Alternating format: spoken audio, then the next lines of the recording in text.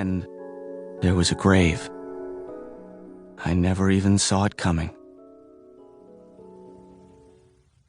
September 2nd. Dream on.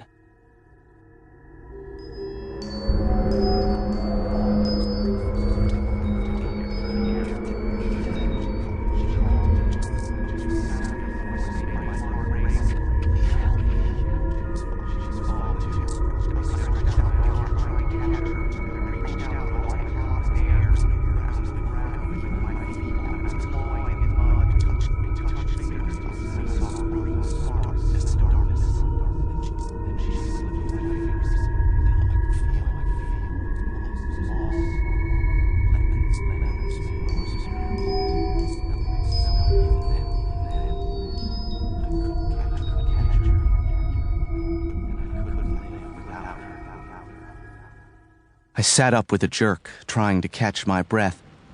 "Ethan, wait! Wake up! I won't have you being late on the first day of school." I could hear Amma's voice calling from downstairs.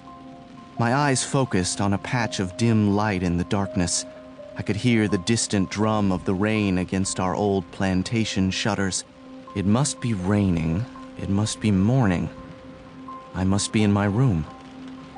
My room was hot and damp from the rain. Why was my window open? My head was throbbing. I fell back down on the bed, and the dream receded as it always did. I was safe in my room, in our ancient house, in the same creaking mahogany bed where 6 generations of Wates had probably slept before me, where people didn't fall through black holes made of mud, and nothing ever actually happened. I stared up at my plaster ceiling, painted the color of the sky to keep the carpenter bees from nesting. What was wrong with me? I'd been having the dream for months now. Even though I couldn't remember all of it, the part I remembered was always the same. The girl was falling, I was falling. I had to hold on, but I couldn't. If I let go, something terrible would happen to her. But that's the thing. I couldn't let go. I couldn't lose her. It was like I was in love with her, even though I didn't know her. Kind of like love before first sight. Which seemed crazy because she was just a girl in a dream. I didn't even know what she looked like. I had been having the dream for months, but in all that time, I had never seen her face, or I couldn't remember it. All I knew was that I had the same sick feeling inside every time I lost her. She slipped through my fingers, and my stomach dropped right out of me. The way you feel when you're on a roller coaster and the car takes a big drop. Butterflies in your stomach. That was such a crappy metaphor, more like killer bees. Maybe I was losing it, or maybe I just needed a shower. My earphones were still around my neck, and when I glanced down at my iPod, I saw a song I didn't recognize. 16 Moons. What was that? I clicked on it. The melody was haunting. I couldn't place the voice, but I felt like I'd heard it before. 16 moons, 16 years,